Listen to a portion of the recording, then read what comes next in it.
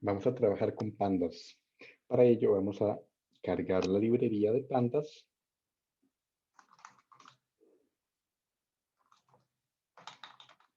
y asignarle el alias de PD, teniendo nuestro archivo titanic.csv en la misma carpeta que este archivo.py. Vamos a proceder a leer ese archivo CSV y guardarlo en un data frame en pandas. Para ello creo la variable de f y digo pd.read CSV, dado que el archivo es de extensión CSV. En caso de que el archivo no esté separado por comas, podemos utilizar el parámetro sep e indicar un valor diferente a la coma. Un ejemplo común de archivos es el punto y coma. Un ejemplo común de separadores de este tipo de archivos es el punto y coma. Luego de esto podemos obtener cuál es la forma, shape, la cantidad de filas y columnas de este archivo, de este data frame. Entonces, corriendo esta parte, vemos que dice que tiene 887 filas y una columna.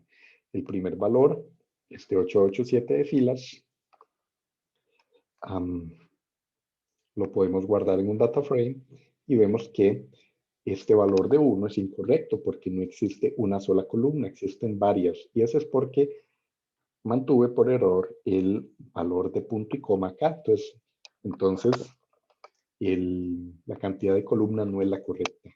Esto les va a suceder cuando comúnmente el separador no sea el correcto y ustedes tienen que ir a verificar ese archivo en un documento de texto para ver cuál efectivamente es el separador. Vemos entonces que ya ahora sí cuenta con las 8 columnas apropiadas y podemos entonces guardar el valor de la cantidad de filas en una variable llamada filas. Luego podemos obtener la cantidad, la edad promedio de las personas diciendo df de la edad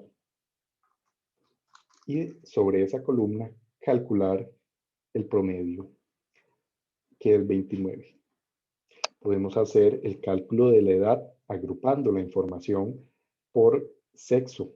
Entonces vamos a crear una agrupación con la función groupBy y vamos a decir que agrupe por la columna sexo y que calcule el promedio de la edad. Y eso nos muestra que las mujeres tienen en promedio 27 años y los hombres 30. Podemos también calcular las correlaciones entre diferentes columnas o entre todas las columnas con la función core. Si lo quiero hacer para todas las columnas numéricas, debo decir dfcore. Entonces, en este caso nos muestra un montón de datos con las correlaciones entre todas las columnas. Si lo quiero aplicar solamente entre ciertas columnas de tipo numérico, entonces debo decir, por ejemplo, la correlación entre la clase con respecto, por ejemplo, a la columna sobreviviente.